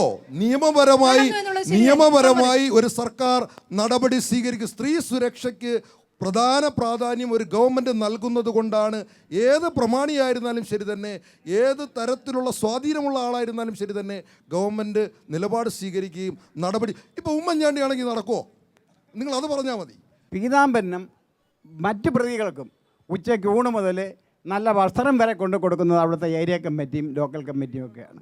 അപ്പോൾ അങ്ങനെ എന്നൊരു പത്രം കണ്ട് ഞാൻ വായിച്ചാണ്. പത്രത്തിൽ കണ്ട വാർത്തയാണ്. ഏത് പത്രത്തിലെ വായിച്ച പത്രത്തിൽ കഴിഞ്ഞ UDF ഗവൺമെൻറ് കാലഘട്ടത്തിനകത്ത് നിലമ്പൂർ കോൺഗ്രസിൻ്റെ ഒരു ഓഫീസ് അടിച്ചു തെളിക്കാൻ പോയിക്കൊണ്ടിരുന്ന ഒരു സഹോദരി ഉണ്ടായിരുന്നു, രാധ. നിലമ്പൂർ. ആ സഹോദരിയെ മൃഗീയമായി പീഡിപ്പിച്ച് ചാക്കിൽ കെട്ടി അവിടുത്തെ ഒരു കോൺഗ്രസ്സിൽ അറിയപ്പെടുന്ന ഒരു കോൺഗ്രസ്സുകാരൻ്റെ കുളത്തിലാണ് നിക്ഷേപിച്ചത്. അപ്പോൾ ഒരു പാർട്ടി ഓഫീസ് പോലും വൃത്തിയാക്കാൻ പോകുമായിരുന്നില്ല. അതിനുശേഷം ഇവിടെ ട്രോൾ ഇറങ്ങിയത് ജാനു എന്ന് പറഞ്ഞ രണ്ടാമത് വലിയ വടിവാളുമായി പാർട്ടി ഓഫീസ് ക്ലീൻ ചെയ്യാൻ പോകുന്ന പ്രവർത്തക. അതിനുശേഷം കഴിഞ്ഞ കാലഘട്ടത്തിൽ നടന്ന ഗ്രൂപ്പിൻ്റെ ഭാഗമായി തൃശ്ശൂരടക്കം 2 ചെറുപ്പക്കാരെയാണ് അരുങ്കുലച്ചത്. ഞങ്ങൾ ഈ കൊലപാതകത്തെ ഒരു രീതിയിലും CPMൻ്റെ സംസ്ഥാന ജില്ലാ നേതൃത്വങ്ങൾ അംഗീകരിക്കുന്നില്ല. അതിനെ ഏറ്റവും നീചമായി തന്നെയാണ് കാണുന്നത് കേരളത്തിലെ സർക്കാരും. ഇപ്പോൾ ബഹുമാനപ്പെട്ട എൻ്റെ ഏറ്റവും സ്നേഹമുള്ള ഇബ്രാഹിം സാറ് പറഞ്ഞു, എന്നെ സ്കൂളിൽ പഠിപ്പിച്ചതുകൊണ്ടോ കോളേജ് പഠിപ്പിച്ചതുകൊണ്ടോ അല്ല, പ്രായം കൊണ്ട്. അദ്ദേഹം പറഞ്ഞു എന്താണ് CPMൻ്റെ അറിവോടുകൂടിയാണ് കൊലപാതകം. ഈ പ്രദേശത്ത് ആശുപത്രിയുടെ ഇബ്രാഹിം സാറിന് ഒരാളിനോട് എന്നോടൊരു വൈരാഗ്യം തോന്നുന്നു. ഇവിടെ ഉള്ള 5-6 ചെറുപ്പക്കാരെ ഉപയോഗിച്ച് എന്നെ ഉന്മൂലനം ചെയ്യാൻ തീരുമാനിക്കുന്നു. ഞാൻ ഇതുവഴി ബൈക്കിൽ പോകുമ്പോൾ എന്നെ ആക്രമിക്കുന്നു, കൊലപ്പെടുത്തുന്നു. ഇവിടുത്തെ യൂത്ത് കോൺഗ്രസിൻ്റെയും മണ്ഡലം പ്രസിഡന്റ് ഇബ്രാഹിം ജയിലിലാകുന്നു. അദ്ദേഹം ഈ കാലം അത്രയും കോൺഗ്രസിൻ്റെ കതറിട്ട് ഈ പ്രദേശത്ത് കോൺഗ്രസ്സുകാരനായി ജീവിക്കുന്നു. അദ്ദേഹത്തിൻ്റെ ഭാര്യ, മക്കൾ, കുടുംബത്തെ തള്ളിപ്പറയണമോ? ആ വീട്ടിൽ പോകും കൃത്യമായി കോൺഗ്രസ്സുകാരനായിരുന്നു ഇബ്രാഹിം ചെയ്ത തെറ്റിന് ഇബ്രാഹിം ജയിലിലേക്ക് പോയി. ആ കുടുംബത്തെ സംരക്ഷിക്കേണ്ടതിൻ്റെ ഉത്തരവാദിത്വം ഈ പ്രദേശത്തെ കോൺഗ്രസ്സുകാർക്കാണ്. അതേ അവിടുത്തെ പാർട്ടി അറിയാതെ കുറെ നടക്കില്ല. പാർട്ടി എന്ന് പറയുന്നത് ഞാൻ അതിനകത്തൊരു ആണി മാത്രമാണ്. കേരളത്തിൽ ലക്ഷക്കണക്കിന് മെമ്പർമാരുണ്ട്. ആ പ്രദേശത്ത് 5-6 ചെറുപ്പക്കാർ അല്ലെങ്കിൽ 5-6 ആൾക്കാർ, പീതാംബരനെ പോലുള്ള ആൾക്കാർ തീരുമാനിച്ചാൽ അവിടുത്തെ പാർട്ടിയാണത്. പീതാംബരൻ്റെ കൈ അടിച്ചോടിച്ചു പീതാംബരനെ ആക്രമിച്ചു. അപ്പോഴും നമ്മൾ പ്രതിഷേധ പ്രകടനങ്ങളാണ് അവിടെ നടത്തിയത്. ജനങ്ങളെ കൂട്ടിക്കൊണ്ടാണ് ഞങ്ങൾ പ്രതിഷേധ പ്രകടനങ്ങളാണ് നടത്തിയത്. കേരളത്തിനടുത്ത് എടുത്ത് പരിശോധിക്കുമ്പോൾ 575 രക്തസാക്ഷികൾ, CPMന് മാത്രം 189 പേർ, കോൺഗ്രസും അതുപോലെ തന്നെ BJPയും മറ്റിതര വർഗീയ പാർട്ടികളും കൊലപ്പെടുത്തിയത്. ഏറ്റവും കൂടുതൽ എടുത്ത് കണക്ക് പരിശോധിച്ചാൽ ഞങ്ങൾക്ക് നഷ്ടപ്പെട്ടതുപോലെ ആരാണ്? അഴീക്കോടൻ രാഘവനെ കൊലപ്പെടുത്തിയത് കോൺഗ്രസിൻ്റെ മന്ത്രിയും MLA അടക്കമായിരുന്നു. എടുത്ത് പരിശോധിക്കപ്പോൾ നമുക്ക് സുധീഷ് അടക്കം, SFIയുടെ കുഞ്ഞാലി അടക്കം എടുത്ത് പരിശോധിക്കുമ്പോൾ അങ്ങനെ ഞങ്ങളെ നേതാക്കന്മാരെയാണ്, പ്രവർത്തകരെ അല്ല ഈ കോൺഗ്രസും അതുപോലെ തന്നെ BJP കൊലപ്പെടുത്തിയത്. അത് പറയുമ്പോൾ കൊലയാളികൾ ആരെന്ന് ഈ ചർച്ച ചെയ്യപ്പെടണം. അപ്പോൾ TP കേസിലെ പ്രതി 51 വെട്ടുവെട്ടി ഒരു മനുഷ്യനെ ക്രൂരമായി കൊന്നിട്ട് ആ പ്രതിക്ക് പരോൾ അനുവദിച്ച് ആ പ്രതി തൻ്റെ ബന്ധുക്കളോടൊപ്പം കൂട്ടുകാരോടൊപ്പവും ആടി തിമർക്കുകയാണ്. ബന്ധുവിനെ കാണാൻ പറഞ്ഞിട്ടാണ് പരോൾ വാങ്ങിയത്. സുഖമില്ലാത്ത ബന്ധുവിനെ കാണാൻ വേണ്ടി പരോൾ വാങ്ങിയ ആള് പുറത്ത് പാർട്ടി നടത്തി അടിച്ചു പൊളിക്കുകയാണ്. അപ്പോൾ അതിൻ്റെ മറുപടി എന്താണെന്ന് CPMൻ്റെ പ്രതിനിധികൾ പറയണം. രണ്ടാമത്തെ കേസ്, ഈ പീഡന കേസ്, നേരത്തെ ഒരു പെൺകുട്ടി പീഡന കേസ് പറഞ്ഞു. അപ്പോൾ സ്ത്രീകൾക്ക് എല്ലാ വിധത്തിലുള്ള സമത്വവും മറ്റു കാര്യങ്ങളൊക്കെ പറയുന്നു. സ്വന്തം പാർട്ടി പ്രവർത്തകയെ, DYFI പ്രവർത്തകയെ പീഡിപ്പിച്ചപ്പോൾ തീവ്രത കുറഞ്ഞു പോയെന്ന് പറഞ്ഞ് കോടിയേരി ബാലകൃഷ്ണൻ നിയോഗിച്ച സമിതി തീവ്രത കുറഞ്ഞു പോയെന്ന് പറഞ്ഞിട്ട് അത് നിഷേധിക്കുകയുണ്ടായി. പ്രിയപ്പെട്ട CPM നേതാക്കൾ വിവരിക്കണം, ഈ തീവ്രത എങ്ങനെയാണ് കുറഞ്ഞത് കൂടിയതെന്ന് ദയവ് ചെയ്ത് CPMൻ്റെ നേതാക്കളൊന്ന് വിവരിച്ചു തരണം. നമ്മളൊരു 15 കൊല്ലം മുമ്പ് ഇവിടെ ബാഴ്സലോണ ആക്കാം, ന്യൂയോർക്ക് ആക്കാം, ലണ്ടൻ ആക്കാം എന്നൊക്കെ പറഞ്ഞ് ഒരു പ്രതിനിധി ഇവിടെ വന്നു. നല്ല പൗരൻ, ആഗോള പൗരൻ, വിശ്വപൗരൻ. അത് പറയണമെങ്കിൽ നേരത്തെ ഇവിടെ നമ്മൾ പാർട്ടിക്കെതിരായിട്ടൊക്കെ വ്യക്തിഹത്യ പല നമുക്ക് ആ രീതിയിൽ പറയണമെങ്കിൽ ആ രീതിക്ക് ചർച്ച കൊണ്ടുപോകാം. നമ്മൾ അങ്ങനെയൊന്നും പറയുന്നില്ല. ആ മനുഷ്യൻ, ആഗോള പൗരൻ ഇവിടെ വന്നു. കഴിഞ്ഞ ഇലക്ഷൻ 5 കൊല്ലത്തിന് മുമ്പ് ഇവിടെ വന്നിട്ടെന്ന് പറഞ്ഞു ഹൈക്കോടതി ബെഞ്ച് കേരളത്തിൻ്റെ തലസ്ഥാന നഗരം വികസിപ്പിക്കും, എറണാകുളത്തിനേക്കാളും വലുതാക്കും. ഹൈക്കോടതി ബെഞ്ച് ഞാൻ ഉറപ്പായി ഇന്ന് ഞാൻ ജയിച്ചു വരികയാണെങ്കിൽ ഹൈക്കോടതി ബെഞ്ച് കൊണ്ടുവരുന്നു. 100 ദിവസം തന്നെ വന്നില്ല. അതുപോട്ട് അന്താരാഷ്ട്ര വിമാനത്താവളം തിരുവനന്തപുരം, നമുക്കെല്ലാം അറിയാം എന്ത് വള്ളക്കടവിലും ആ പ്രദേശങ്ങളിലുള്ള ആൾക്കാരെല്ലാം ഭൂമി കൊടുത്ത് ഇത്രയും ആക്കി കിടന്ന ഇന്റർനാഷണൽ എയർപോർട്ട് സ്വകാര്യവൽക്കരിക്കുന്നു. ഈ ശശി തരൂർ എന്ത് നിലപാടെടുത്തു? ഇന്ത്യയുടെ പരമോന്നതമായിട്ടുള്ള നീതിപീഠമായിട്ടുള്ള സുപ്രീം കോടതിയും അതുപോലെ തന്നെ ഇവിടുത്തെ CAGയും ക്ലീൻ ചീറ്റ് നൽകിയ ഒരു വിഷയമാണ് റഫാൽ അഴിമതി. അതിനകത്ത് യാതൊരുവിധ അഴിമതിയും നടന്നിട്ടില്ല എന്ന് സുപ്രീം കോടതിയും അതുപോലെ തന്നെ CAGയും ഒക്കെ തന്നെ എന്തെങ്കിലും അഴിമതി അതിനകത്തുണ്ടെങ്കിൽ തീർച്ചയായിട്ടും ഇന്ത്യയുടെ പരമോന്നത നീതിപീഠം അത് കേൾക്കുമായിരുന്നു എന്നുള്ള കാര്യത്തിൽ യാതൊരു സംശയവുമില്ല. നേരത്തെ ആ കുട്ടി ചോദിച്ചു എന്താണ് ഇവിടെ നിയമം കൊണ്ടുവന്നത്, 1-ാം തലാക്ക്, 2-ാം തലാക്ക്, മുത്തലാക്ക് എന്ന് പറഞ്ഞുകൊണ്ട് ഈ നാട്ടിലെ പാവപ്പെട്ട മുസ്ലിം സ്ത്രീകളെ തിരുവൂരങ്ങളിലാക്കിയ മുത്തലാക്ക് ഇവിടെ ഉണ്ടായിരുന്നു. ആ മുത്തലാക്ക് നിരോധിച്ച പ്രസ്ഥാനം അത് BJP-യാണ്, നരേന്ദ്രമോദി സർക്കാരാണ്. അതുപോലെ ഇവിടുത്തെ ബാലപീഡകർക്ക് വധശിക്ഷ നൽകിയ പ്രസ്ഥാനം നരേന്ദ്രമോദി സർക്കാരാണ്. ഇവിടുത്തെ ആസിഡ് ആക്രമണങ്ങൾ അടക്കമുള്ള 326 വകുപ്പ് ഭേദഗതി ചെയ്ത് അതിന് ലൈഫ് ഇംപ്രസൺമെന്റ് നൽകിയ പ്രസ്ഥാനം BJP ആണ്.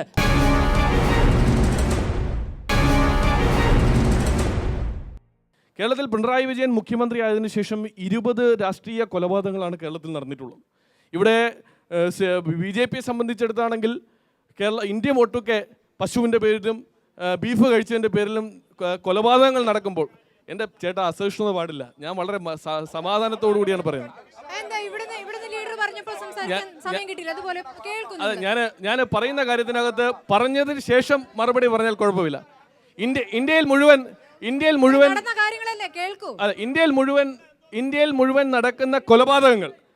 മുഴുവൻ നടക്കുന്ന കൊലപാതകങ്ങൾ പശുവിൻ്റെയും ബീഫിൻ്റെയും പേരിൽ നടക്കുന്ന കൊലപാതകങ്ങൾ, അതുപോലെ കേരളത്തിൽ വന്നു കഴിഞ്ഞാൽ അത് രാഷ്ട്രീയ കൊലപാതകമായി മാറുന്നു. ഞാൻ പറഞ്ഞോട്ടെ പ്ലീസ്, രാഷ്ട്രീയ കൊലപാതകമായി മാറുന്നു. ഒരു നാണയത്തിൻ്റെ ഇരുവശങ്ങളാണ് കേന്ദ്രത്തിലെ കോട്ടിട്ട നരേന്ദ്രമോദിയും കേരളത്തിലെ മുണ്ടെടുത്ത പിണറായി വിജയനും. ഇന്ത്യയിൽ കോൺഗ്രസും BJPയും തമ്മിലാണ് മത്സരം. അത് ഇന്ത്യ മുട്ടുക്ക് ചർച്ചയാണ്. പക്ഷേ CPMനെ സംബന്ധിച്ച് ഞങ്ങൾ പറഞ്ഞോട്ടെ പ്ലീസ്, എൻ്റെ പൊന്നു കേട്ടോ ഒന്ന് പറഞ്ഞോട്ടെ. ശബരിമല വിഷയത്തിൽ കൃത്യമായ നിലപാട് കോൺഗ്രസ് പാർട്ടിക്കുണ്ട്. ശബരിമല വിഷയത്തിൽ കോൺഗ്രസ് പാർട്ടിക്ക് കൃത്യമായ നിലപാടുണ്ട്. എന്താ കോൺഗ്രസിന്റെ നിലപാട്? കോൺഗ്രസ് വിശ്വാസികൾക്കൊപ്പമാണ്.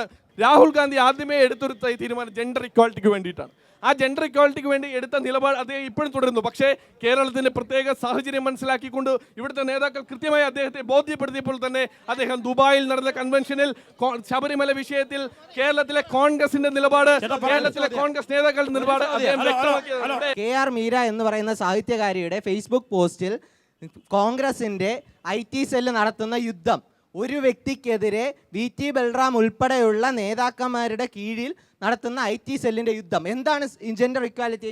അവർക്ക് അവരുടെ അഭിപ്രായം പറഞ്ഞതിന് കൂട്ടമായിട്ട് അവരെ ആക്രമിക്കുന്നു. ചോദ്യം 1. 2, BJPയോട് ചോദിക്കാനുള്ളത്, നിങ്ങൾ ഈ പ്രളയത്തിന് എന്താണ് കേരളത്തിന് തന്നത്? വന്ന് നാവികസേന വന്നു, അതിന് കാശ് കഴിച്ചു. താങ്കൾ കുറേ നേരമായി ഇവിടുന്ന് ബഹളം വെച്ചുകൊണ്ടിരിക്കുന്നത്. ബഹളം വെക്കരുത്, കേട്ടല്ലോ? കോൺഗ്രസ് ഉണ്ടല്ലോ, വർക്കിംഗ് പ്രസിഡന്റായ ആള് ബോംബ് DCC ഓഫീസിൽ വെച്ച് പത്രസമ്മേളനം നടത്തി കാണിച്ച ആളാണ്. കൊലപാതകത്തിൻ്റെ എണ്ണം പരിശോധിച്ചാൽ ഞങ്ങളുടെ MLA കൊന്നത് നിങ്ങളാണ്, ഞങ്ങളുടെ മുനിസിപ്പൽ ചെയർമാനെ കൊന്നത് നിങ്ങളാണ്, ഞങ്ങളുടെ മഹാഭൂരിപക്ഷം പ്രവർത്തകരെ കൊന്നത് കേരളത്തിലെ കോൺഗ്രസ് ആണ്. ആ കണക്ക് നിങ്ങൾ ഇവിടെ പറയരുത്. നിങ്ങൾ പറയേണ്ടത് ഇവിടെ കോൺഗ്രസും BJPയും അല്ലെങ്കിൽ കോൺഗ്രസും BJPയും തമ്മിലുള്ള ബന്ധം എന്തെന്നാണ് ഇവിടെ സൂചിപ്പിച്ചല്ലോ. CPMമായിട്ടൊരു ബന്ധമാണ്. ഇപ്പോൾ തിരുവനന്തപുരം കോൺസ്റ്റിറ്റ്യുവൻസി അകത്തല്ലേ നിയമം വരുന്നത്? എത്ര UDFൻ്റെ വോട്ട്? 18,000. ആരാ ജയിച്ചത്? കൈപ്പത്ത് ചിഹ്നത്തിൽ ഒരു ബ്ലോക്ക് പ്രസിഡന്റിനെ നിങ്ങൾ മത്സരിപ്പിച്ചിരുന്നെങ്കിൽ രാജഗോപാൽ ജയിക്കുമായിരുന്നു അവിടെ. അപ്പോൾ ആരാണ് ഇവിടെ ഐക്യമെന്നും ആരാണ് ഇവിടെ തമ്മിൽ ബന്ധമെന്നും ഒക്കെ തിരുവനന്തപുരം ജില്ലയിലെ ജനങ്ങൾക്ക് ചിന്തിക്കാനുള്ള വിവേകമുണ്ട്. 2, ഹർത്താലുമായി ബന്ധപ്പെട്ട് ഇപ്പോൾ ഉണ്ടായിക്കൊണ്ടിരിക്കുന്ന ഇഷ്യൂസ് എന്താ? ഒരു സ്ത്രീ പാതിരാത്രി ശബരിമലയ്ക്കകത്ത് കയറി, അവരെ അറസ്റ്റ് ചെയ്തതിന് ഹർത്താൽ. ഒരു ആക്സിഡൻറ്റിൽ ഒരാൾ മരിച്ചു, അതിന് ഹർത്താൽ. ഒരാൾ സെക്രട്ടറിൻ്റെ ഇടയിൽ ആത്മഹത്യ ചെയ്താൽ അതിന് കേരളത്തിലെയും തിരുവനന്തപുരത്തെയും ജനങ്ങൾ എന്ത് തെറ്റാ ചെയ്തത്? 2, BJP സംബന്ധിച്ച് BJPയുടെ ജില്ലാ കമ്മിറ്റിയുടെ പ്രകടനം എടുത്താൽ 2 പേർ, ഞാൻ ചുരുങ്ങിയ പേരാണ് എനിക്കറിയുന്ന 2 പേർ ജീവപര്യന്തം ശിക്ഷ അനുഭവിച്ചു വരാം. ഹൈക്കോടതി വെറുതെ വിട്ട ജില്ലാ കമ്മിറ്റിയുടെ പ്രകടനം എടുത്താൽ, ഞാൻ പേരൊന്നും പറയുന്നില്ല, എവരൊക്കെയാണ് എന്തിനാണ് ഇത്തരം നീചമായിട്ടുള്ള പ്രയോഗങ്ങൾ നടത്തുന്നത്? ഇവിടെ ഇലക്ഷൻ മത്സരിച്ച് പിണറായി വിജയൻ ജയിച്ച് കേരളത്തിൻ്റെ മുഖ്യമന്ത്രിയായി അന്നേ ദിവസം ആഹ്ലാദ പ്രകടനത്തിനെതിരെ ബോംബെറിഞ്ഞ് കൊലപ്പെടുത്തിയ പാർട്ടിയാണ് BJP. അപ്പോൾ അതൊന്നും ഇവിടെ ഏശാൻ വേണ്ടി പോകുന്നില്ല. ഉമ്മൻചാണ്ടി ഭരിച്ച സമയത്ത് സരിതയുടെ പേരും പറഞ്ഞ് എവരും കാട്ടിക്കൂട്ടിയത് ഞങ്ങൾ മുഴുവൻ കണ്ടതാ. എന്നാൽ അത്രയും കോൺഗ്രസ്സുകാരില്ല, അത്രയും സമരങ്ങളുമായി കോൺഗ്രസ്സുകാർ എന്തായാലും ഇല്ല. അതുകൊണ്ട് ശക്തമായ തിരിച്ചടി തന്നെ ഈ പറയുന്ന 2 കക്ഷികൾക്കും ഈ വരുന്ന ഇവിടെ തിരുവനന്തപുരം ലോക്സഭാ മണ്ഡലത്തിലെ ഈ ചർച്ചയിൽ എല്ലാവരും സജീവമായി തന്നെ പങ്കെടുത്തു. നേതാക്കളും വോട്ടർമാരും എല്ലാവരും തന്നെ. ഇടയ്ക്കുള്ള ചെറിയ പ്രശ്നങ്ങൾ അത് നമുക്ക് മറക്കാം. വളരെ നന്ദി ചർച്ചയിൽ പങ്കെടുത്ത എല്ലാവർക്കും.